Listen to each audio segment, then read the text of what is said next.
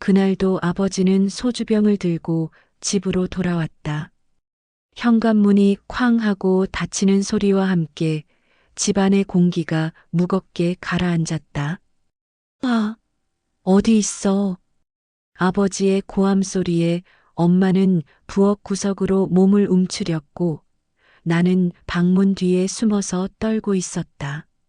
하지만 오빠는 달랐다. 18살이었던 오빠는 아버지 앞에 당당히 나섰다. 또 술 드셨군요. 들어가서 주무세요.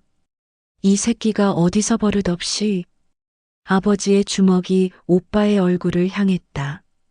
하지만 오빠는 피하지 않았다. 대신 엄마를 감싸며 아버지의 폭력을 온몸으로 받아냈다. 미안해, 수연아. 오빠가 지켜주지 못해서. 그날 밤 멍투성이가 된 오빠가 내게 속삭인 말이었다. 하지만 나는 알 수 없었다. 그것이 오빠가 내게 남긴 마지막 말이 될 줄을. 다음 날 아침 오빠의 방은 비어 있었다. 책상 위에는 간단한 메모만 남아 있었다. 더 이상 못 견디겠어. 미안해. 오빠가 사라진 후 집안의 모든 책임이 내 어깨에 떨어졌다. 당시 나는 중학교 3학년이었다. 수연아, 오빠가 없으면 우린 어떻게 사니? 엄마는 넋두리하듯 말했다. 아버지의 폭력 앞에서 아무것도 할 수 없었던 무기력한 여자일 뿐이었다. 아버지는 오빠가 없어진 후로도 술만 마시면 집안을 난장판으로 만들었고 가끔씩 일용직으로 번 돈마저 도박으로 탕진했다. 나는 학교가 끝나면 곧바로 편의점 아르바이트를 하러 갔다. 밤 11시까지 일하고 집에 오면 아버지는 술에 취해 쓰러져 있거나 엄마에게 고함을 치고 있었다. 왜 밥이 늦어? 이 집에 돈 벌어오는 사람이 누군지 알아? 아버지, 제가 벌어오는 돈이 더 많아요. 그 말을 뱉은 순간 아버지의 손바닥이 내 뺨을 강타했다. 이 계집애가 어디서 버릇없게. 그날부터 나는 깨달았다. 이 집에서 나는 딸이 아니라 부모의 부모였다는 것을. 미성년자였던 나는 아르바이트 5군데를 전전하며 생활비를 벌어야 했다. 새벽 5시에 일어나 신문 배달을 하고 학교에 가서는 졸음과 싸우며 수업을 들었다. 점심시간엔 급식실에서 설거지를 하고 방과 후엔 학원 청소, 저녁엔 편의점 아르바이트까지. 수연아, 너 요즘 너무 피곤해 보인다. 친구가 걱정스럽게 말했지만 나는 웃으며 대답할 수밖에 없었다. 괜찮아. 그냥 좀 바쁠 뿐이야. 하지만 괜찮지 않았다. 매일 새벽 1시에 집에 도착하면 아버지가 술에 취해 행패를 부리고 있었고 엄마는 구석에서 울고만 있었다. 엄마, 우리 도망가자. 왜 아버지랑 헤어지지 않으세요? 수연아, 엄마는 갈 곳이 없어. 그리고 아버지도 원래는 좋은 사람이었단다. 그때의 엄마는 이미 학대에 중독된 상태였다. 폭력과 사과가 반복되는 악순환 속에서 스스로를 가둬놓은 것이다. 나는 고등학교를 졸업하자마자 공장에 취업했다. 야간 근무까지 서가며 벌어들인 돈으로 집세와 생활비를 대고 아버지의 술값과 도박비까지 갚아야 했다. 그렇게 2년이 지났다. 나는 22살이 되었고 동갑내기 친구들이 대학 생활을 즐기고 있을 때 나는 이미 일에 지쳐 낡은 어른처럼 변해버렸다. 이대로 살다가 죽는 건가? 어느 날 밤 공장 야간 근무를 마치고 집에 돌아가는 길에서 나는 중얼거렸다. 하늘에는 별 하나 보이지 않았고 내 미래 역시 그처럼 어두워 보였다. 그때 내 앞에 나타난 사람이 현수였다. 나보다 10살 많은 그는 내가 다니던 공장의 사장 아들이었다. 대학을 졸업하고 아버지 사업을 돕기 위해 현장 관리 일을 하고 있던 그는 나에게 따뜻하게 대해주었다.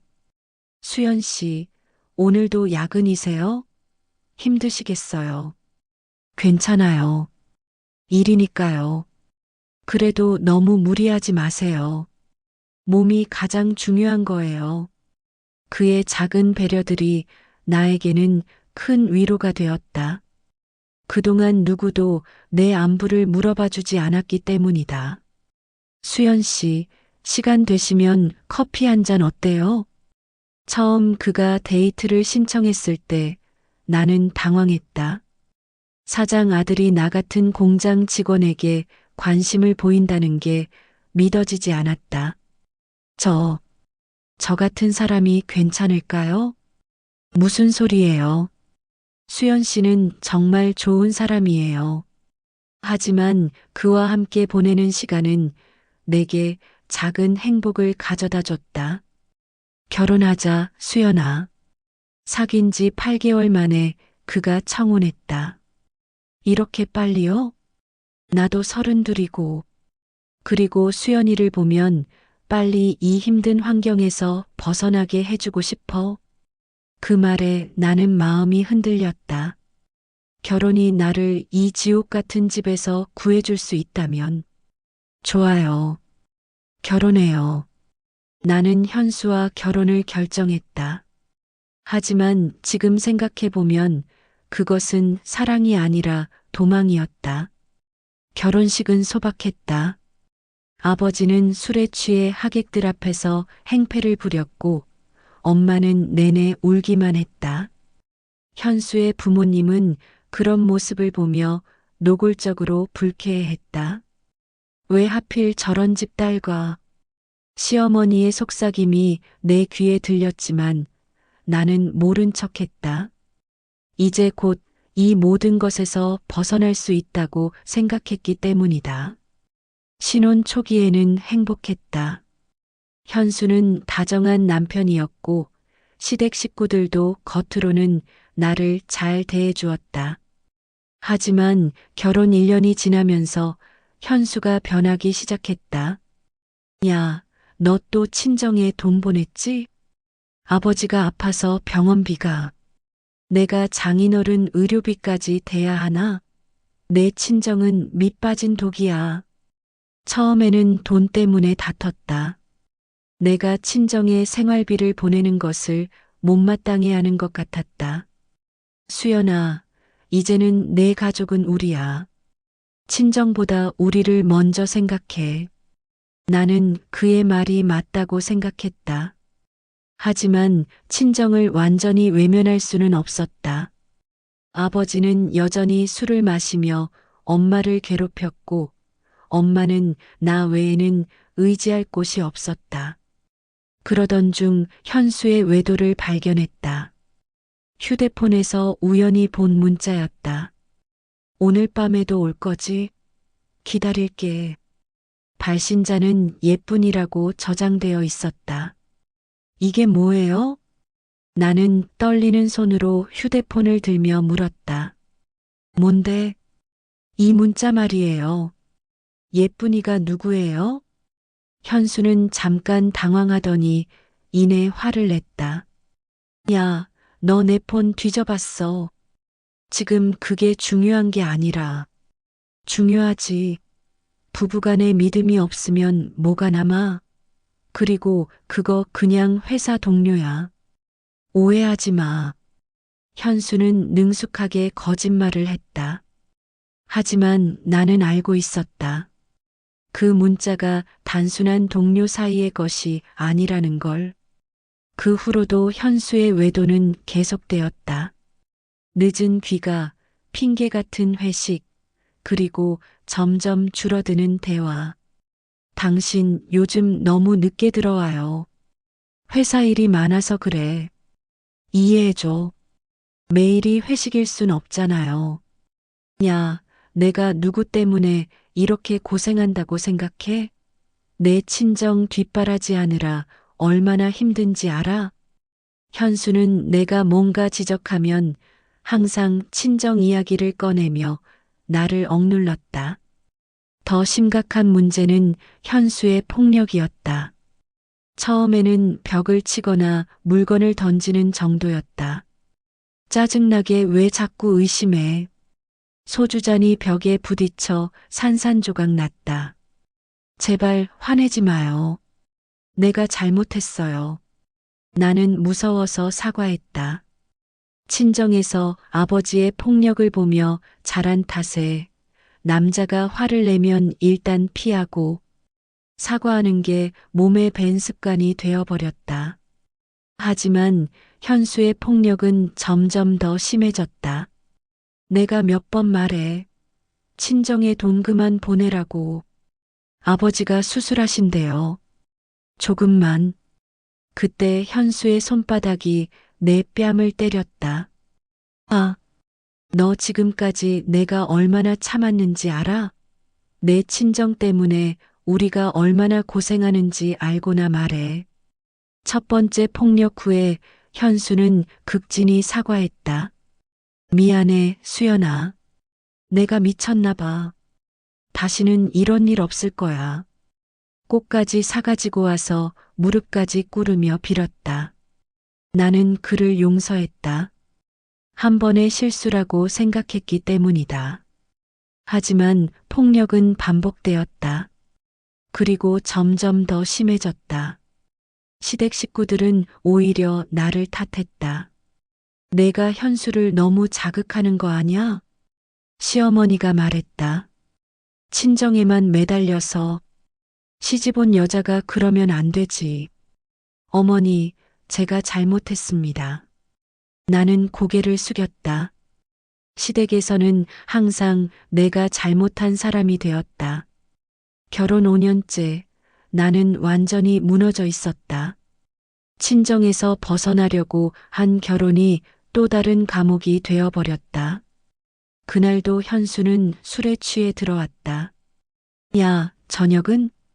준비해뒀어요. 식탁에는 현수가 좋아하는 김치찌개와 삼겹살이 차려져 있었다. 이게 뭐야? 현수는 숟가락으로 찌개를 한 입 떠먹더니 인상을 찌푸렸다. 너 요리 진짜 못하네. 엄마 음식이 그립다. 죄송해요.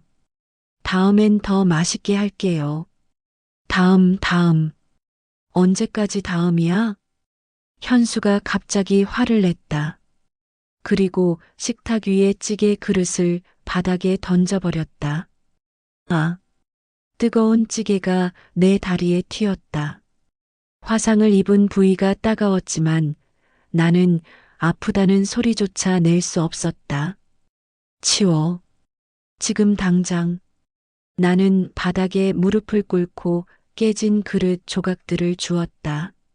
손에서 피가 났지만 아무 말도 하지 않았다.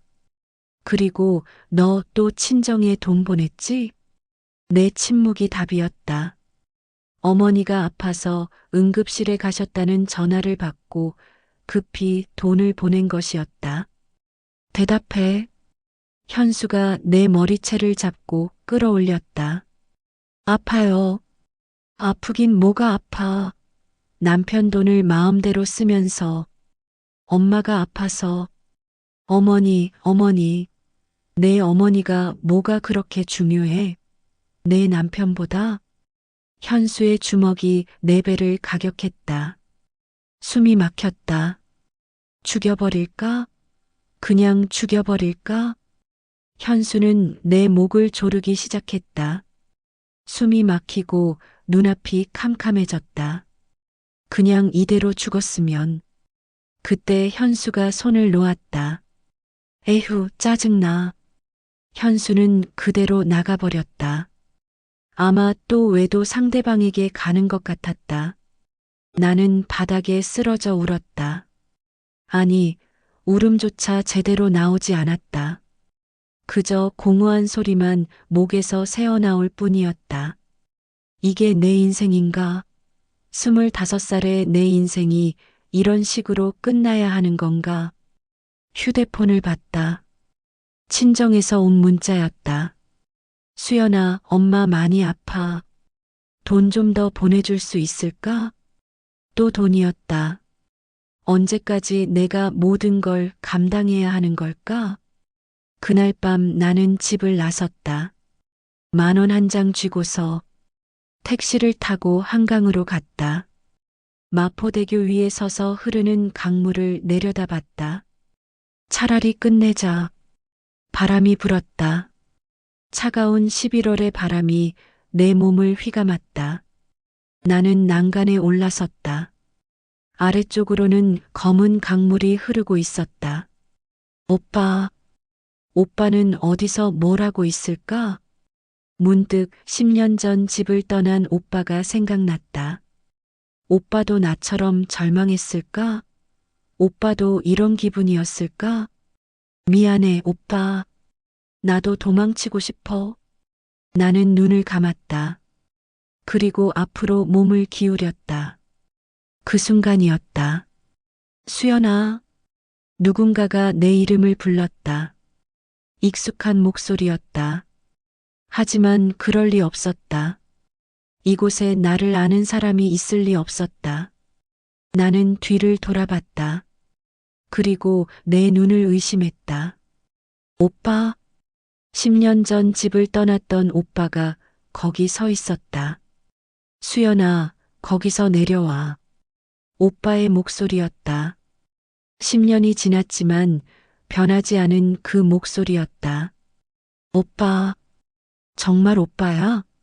나는 난간에서 내려와 오빠를 바라봤다. 키는 더 커져 있었고 얼굴은 성숙해져 있었지만 분명히 내 오빠였다.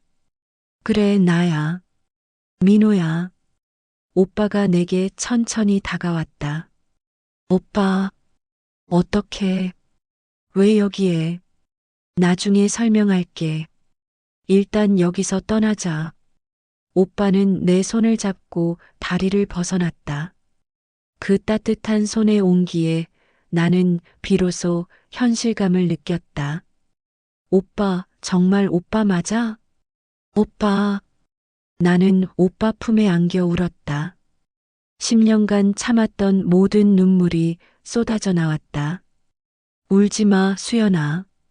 이제 괜찮아. 오빠가 내 등을 토닥이며 말했다. 오빠, 미안해. 나 정말 힘들었어. 알고 있어. 다 알고 있어. 우리는 한강 근처 24시간 카페에 앉았다. 오빠는 나에게 따뜻한 차를 주문해줬다. 오빠, 10년 동안 어디 있었어? 왜 연락도 안 했어? 미안해, 수연아. 처음엔 정말 도망치고 싶었어. 그 집, 아버지가 너무 싫었어. 오빠의 얼굴에 그때의 고통이 스쳐 지나갔다. 그래도 오빠를 원망한 적은 없어. 오빠도 힘들었을 거야. 고마워, 수연아. 하지만 난 너를 혼자 두고 떠났잖아. 평생 미안할 거야. 오빠는 10년간의 이야기를 들려주었다. 집을 떠난 후 오빠는 공사 현장에서 막노동을 했다. 미성년자였지만 나이를 속이고 일했다고 했다. 처음에는 정말 힘들었어. 고시원에서 살면서 라면으로 연명하고 그러면서도 오빠는 검정고시를 봤다. 그리고 야간 대학에 진학해 건축학을 전공했다. 공부하면서 알바하고 알바하면서 공부하고 미친 듯이 살았어. 대학을 졸업한 후에는 건설회사에 취직했고 지금은 중간관리직까지 올랐다고 했다. 그동안 정말 엄마와 내가 궁금했어. 특히 너. 그럼 왜 연락 안 했어? 부끄러웠어. 동생 혼자 두고 도망친 오빠가 뭔 면목으로. 오빠의 눈가가 붉어졌다. 그런데 어떻게 내가 여기 있는 걸 알았어? 사실 몇 년 전부터 너를 찾고 있었어. 사립탐정까지 고용해서. 오빠는 내가 결혼한 것도 지금 어떤 상황에 처해 있는지도 다 알고 있었다. 내 남편, 현수 말이야. 그자가 너한테 어떻게 하는지 다 조사했어. 오빠가 알고 있었어? 외도, 폭력, 도박, 다 알아. 오빠의 목소리가 차갑게 변했다. 오늘 내가 집을 나서는 것도 봤어. 그래서 뒤를 따라왔지. 오빠, 수연아, 다시는 내가 맞게 두지 않겠어. 절대로. 오빠의 눈에는 10년 전과 다른 무언가가 있었다. 더 이상 무력한 소년이 아니라 동생을 지킬 수 있는 어른이 된 것이었다. 하지만 오빠, 나는 이미 결혼했어. 그냥 도망칠 수도 없고. 누가 도망치라고 했어? 오빠가 미소를 지었다. 하지만 그 미소는 차가웠다. 이제부터는 우리가 공격하는 거야.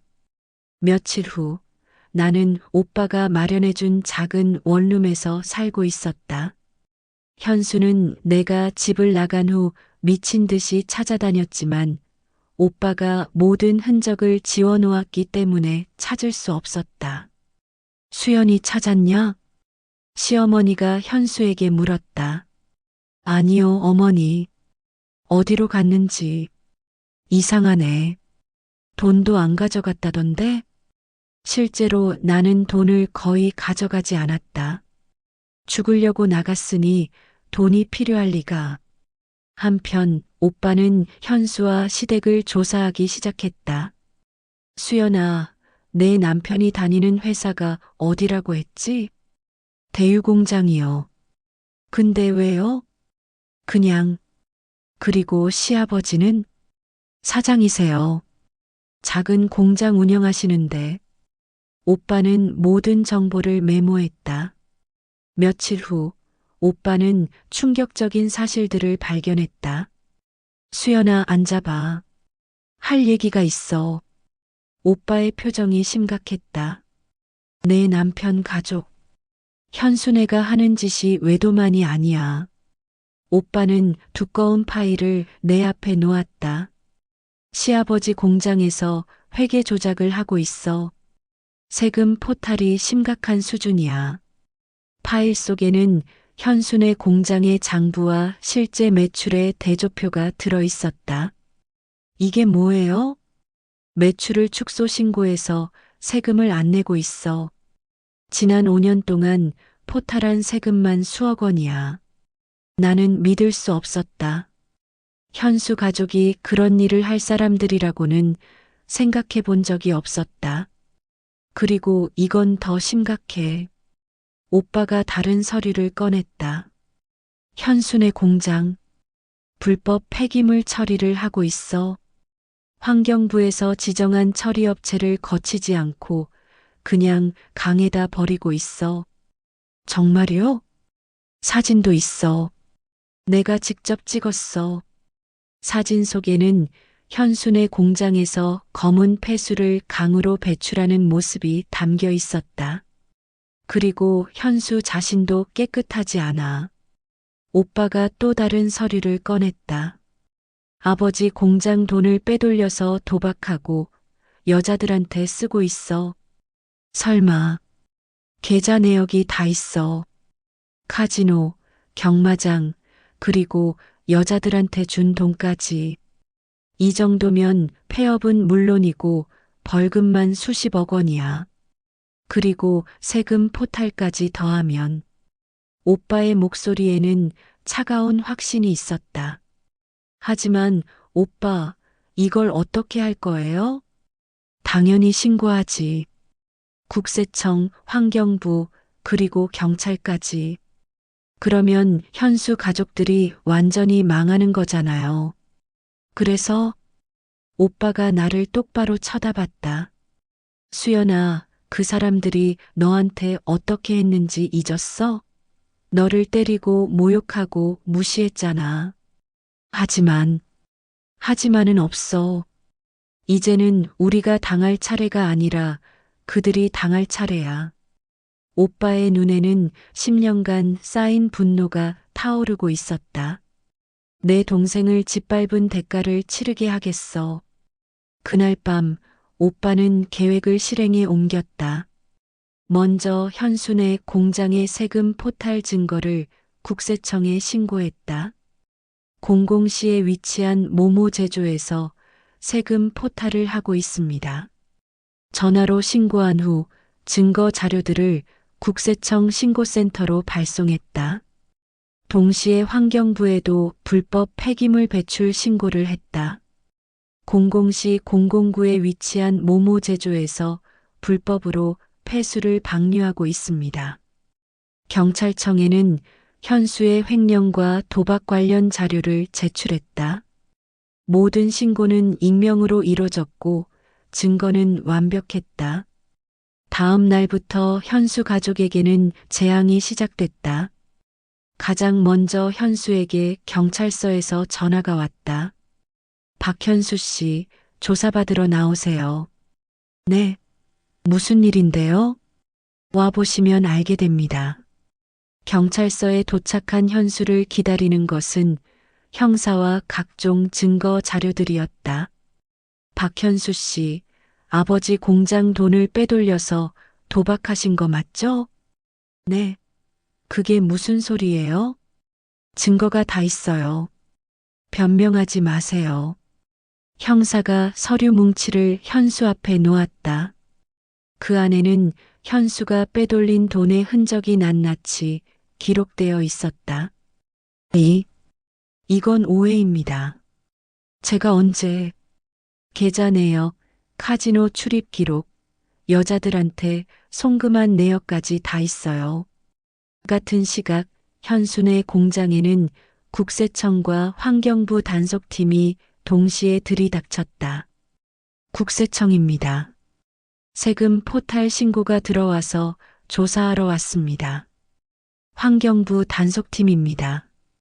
불법 폐기물 배출 신고건으로 시아버지가 당황하며 말했지만 단속팀들은 이미 모든 증거를 확보한 상태였다. 5년간 매출을 절반으로 축소 신고하셨네요. 그게 여기서 나오는 폐수를 정식 처리 과정 없이 그대로 방류하셨죠? 사진도 다 있습니다. 현행범입니다. 현순의 공장은 즉시 폐쇄 조치됐고 벌금과 복구 비용으로 수십억 원의 손해가 예상됐다. 국세청 조사 결과 추가로 포탈 세금만 수억 원, 가산세까지 포함하면 그 배의 돈을 내야 했다. 현수 가족들은 패닉 상태에 빠졌다. 이게 다 뭔 소리야? 시어머니가 소리를 질렀다. 현수는 횡령으로 잡혀가고 공장은 문 닫고 세금은 수억 원을 내래. 이게 우연의 일치일 리가 없잖아. 그럼 누가 이런 짓을? 현수가 중얼거렸을 때 시어머니가 갑자기 깨달았다는 표정을 지었다. 수연이 그년이야. 수연이요? 그래. 수연이가 우리를 이렇게 만든 거야. 복수하려고. 하지만 그들은 수연이 어디 있는지도 몰랐고 연락할 방법도 없었다. 며칠 후 현수는 구속됐다. 횡령 금액과 도박 빚이 워낙 커서 보석도 불가능했다. 시아버지는 공장 폐쇄와 각종 벌금으로 완전히 파산했고 집까지 경매에 넘어갔다. 한때 잘 나간다고 자랑하던 현수 가족은 하루아침에 나락으로 떨어졌다. 이 모든 상황을 지켜보던 나는 복잡한 기분이었다. 오빠, 이래도 되는 걸까요? 뭐가? 현수 씨 가족이 이렇게 망해도. 수연아, 오빠가 내 손을 잡았다. 그 사람들이 너한테 자비를 베풀었나? 내가 맞을 때 누가 막아줬어? 그건 없잖아. 오히려 내가 잘못했다고 했잖아. 오빠의 말이 맞았다.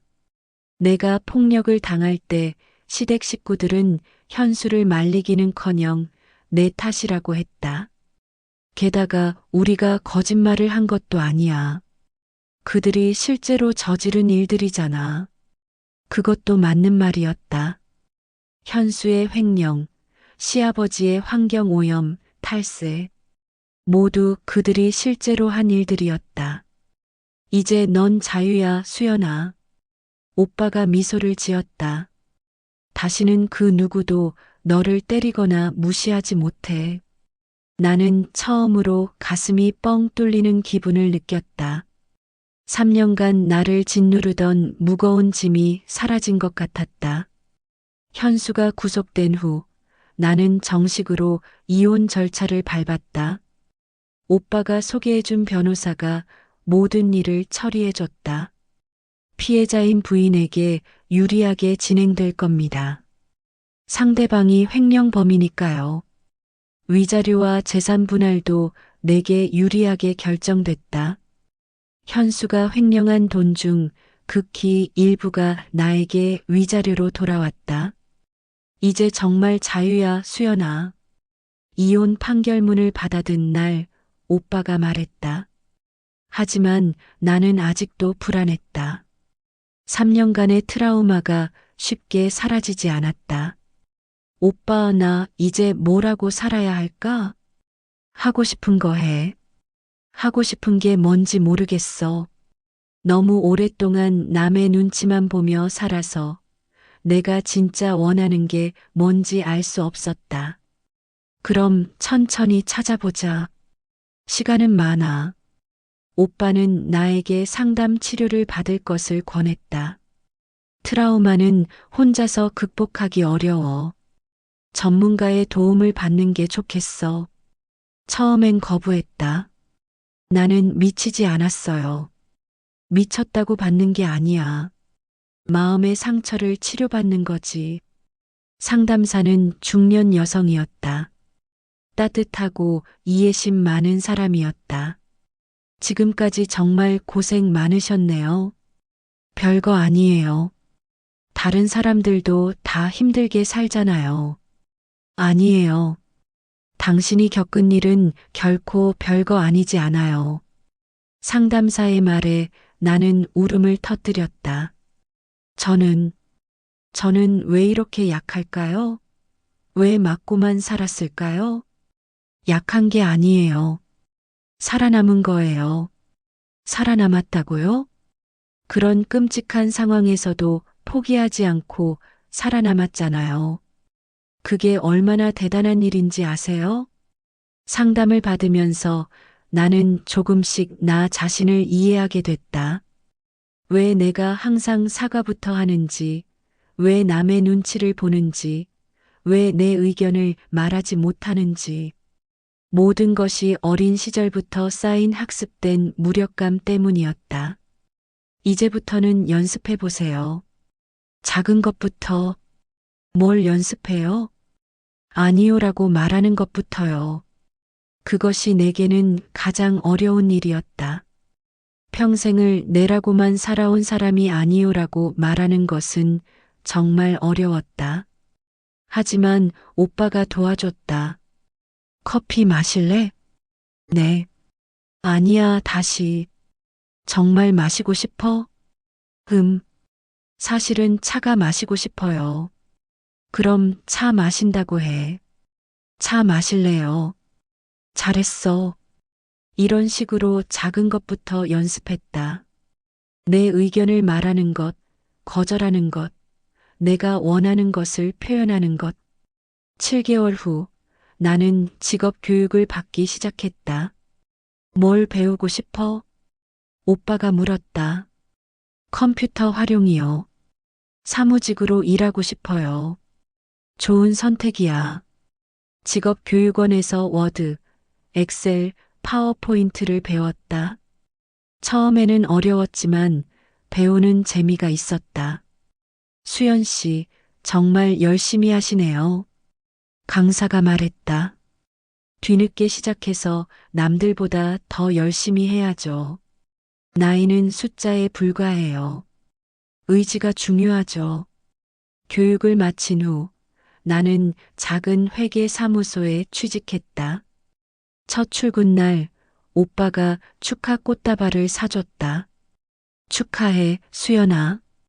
이제 진짜 독립이야. 고마워, 오빠. 오빠가 없었다면 앞으로도 내가 도와줄게. 하지만 이제 넌 혼자서도 충분히 잘해 나갈 거야. 직장 생활은 새로운 세계였다. 처음에는 실수도 많이 했고 눈치도 많이 봤다. 하지만 점점 적응해 갔다. 동료들은 친절했고 사장님도 이해심이 많았다. 수연 씨, 일 정말 꼼꼼히 하시네요. 아직 부족한 게 많아요. 아니에요. 벌써 많이 늘었어요. 10개월 후 나는 작은 원룸에서 투룸 아파트로 이사했다. 나만의 공간이 생겼어. 거실에 앉아서 오빠에게 말했다.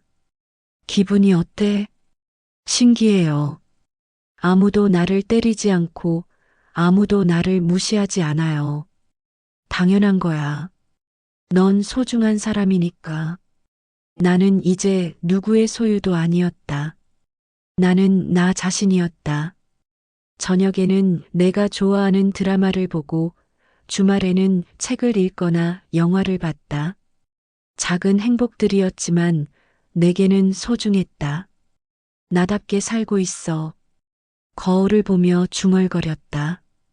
거울 속의 내 얼굴은 예전과 달리 밝아 보였다. 1년 후 친정에서 전화가 왔다. 수연아, 아버지가 많이 아프셔. 엄마의 목소리는 걱정으로 가득했다. 어떻게 아프신데요? 강경하래. 의사가 오래 못 사신다고. 아버지의 오랜 음주가 결국 간을 망가뜨린 것이었다. 나는 오빠에게 말했다. 아버지가 임종을 앞두고 계셔. 오빠의 표정이 복잡해졌다. 가볼까? 가고 싶어? 잘 모르겠어. 미워하지도 않고 그렇다고 용서한 것도 아니고 나도 마찬가지야. 결국 우리는 아버지를 보러 갔다. 병원에 누워있는 아버지는 살가죽이 뼈에 붙어 있을 정도로 말라 있었다.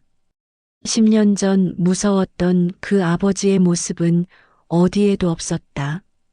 민호야, 수연아. 아버지가 우리를 보고 눈물을 흘렸다. 아버지, 오빠가 차갑게 인사했다. 미안하다. 정말 미안하다. 아버지의 목소리는 떨리고 있었다. 내가 다 잘못했다. 너희들한테, 너희 엄마한테. 알고 있어요. 내가 말했다. 미안해도 소용없는 일이지만 그래도 말하고 싶었다. 미안하다. 아버지는 계속 사과했다. 하지만 그 사과가 무엇을 바꿀 수 있을까? 아버지, 오빠가 말했다. 용서는 못하겠어요. 하지만 미워하지도 않을게요. 고맙다. 대신 조건이 있어요. 뭐든지 엄마를 괴롭히지 마세요. 마지막까지. 그래. 그럴게. 아버지는 일주일 후 세상을 떠났다. 장례식은 조용히 치렀다. 조문객도 많지 않았다. 아버지가 평생 쌓은 인간관계가 그 정도였다. 이제 엄마는 어떻게 하지? 오빠에게 물었다. 우리가 모셔야지. 같이? 그래. 이제 우리가 엄마의 가족이야. 엄마는 우리와 함께 살기로 했다. 오빠가 더 큰 집을 구했다. 엄마, 이제 편히 사세요. 고마워, 애들아. 내가 면목이 없구나. 엄마는 아직도 아버지의 폭력에 대한 트라우마가 남아 있었다. 갑자기 큰 소리가 나면 깜짝 놀라곤 했다. 하지만 점점 회복되어 갔다. 우리가 함께 있으니까. 어느 날 저녁, 우리 가족 3명이 함께 저녁을 먹고 있었다. 수연아, 요즘 회사 일은 어때? 오빠가 물었다. 좋아요. 사장님이 승진 이야기도 하시더라고요. 정말? 우리 수연이 능력자네. 아직 멀었어요. 아니야, 수연아. 엄마가 말했다. 엄마가 보기에 넌 정말 많이 변했어. 예전엔 항상 움츠러들어 있었는데 지금은 당당해. 그런가요? 그럼 눈빛부터 달라졌어. 그날 밤 나는 거울을 봤다. 엄마 말이 맞았다. 내 눈빛이 달라져 있었다.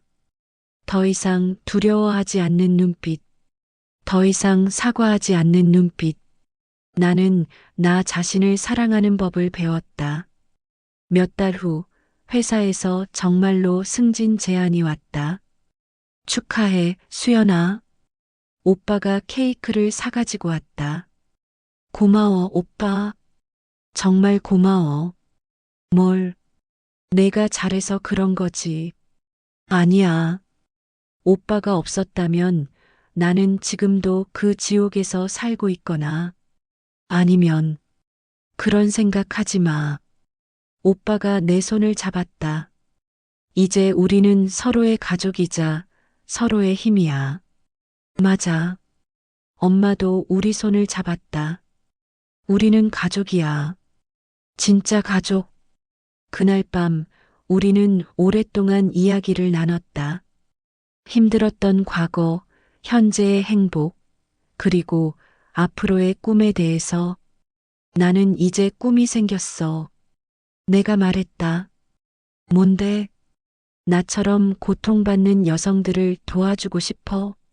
상담사가 되거나 아니면 쉼터에서 일하거나. 좋은 꿈이네. 지금은 늦었지만 언제부터 늦었어? 시작하는 순간이 가장 빠른 거야. 오빠의 말에 나는 결심했다. 주말에 사회복지사 자격증 공부를 시작하기로. 6개월 후 나는 정말로 상담사 교육을 받기 시작했다. 힘들지? 힘들어요. 하지만 의미 있어요. 공부는 어려웠지만 내가 겪은 경험이 도움이 됐다. 다른 사람의 고통을 이해할 수 있었다. 언젠가는 나 같은 사람들을 도와줄 수 있을 거야. 교육을 받으며 나는 확신했다. 1년 후 나는 여성 쉼터에서 일하기 시작했다.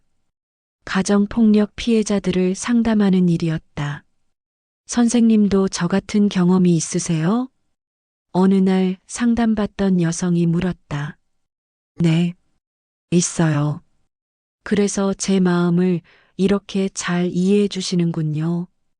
괜찮아요. 시간이 지나면 나아져요. 제가 증명이에요. 그 여성이 미소를 지었다. 절망 속에서도 희망을 찾는 미소였다. 그때 나는 깨달았다. 내가 겪은 모든 고통이 헛되지 않았다는 것을, 내 상처가 다른 사람을 치유하는 도구가 될 수 있다는 것을. 3년이 지났다. 나는 지금 독립된 여성으로서 당당하게 살고 있다. 오빠와 엄마와 함께하는 진짜 가족의 사랑 속에서 더 이상 아무도 나를 때리지 않는다. 더 이상 아무도 나를 무시하지 않는다. 나는 수연이다. 누구의 소유도 아닌 나 자신으로 살아가는 수연이. 지금도 나는 매일 거울을 본다. 그리고 그 속에 내게 말한다. 수고했어. 잘 살아남았어. 그것이 내가 나 자신에게 줄 수 있는 가장 큰 선물이다. 지금까지 긴 이야기를 들어주셔서 감사합니다. 속닥속닥 드라마 극장은 앞으로도 우리 주변의 다양한 이야기들을 전해드리겠습니다. 구독과 좋아요, 그리고 댓글로 여러분의 생각을 나눠주세요. 혹시 여러분도 들려주고 싶은 사연이 있다면 언제든 댓글로 남겨주세요. 모든 이야기에는 가치가 있고 누군가에게는 위로가 될 수 있으니까요. 그럼 다음 이야기에서 또 만나요. 모두 행복하세요.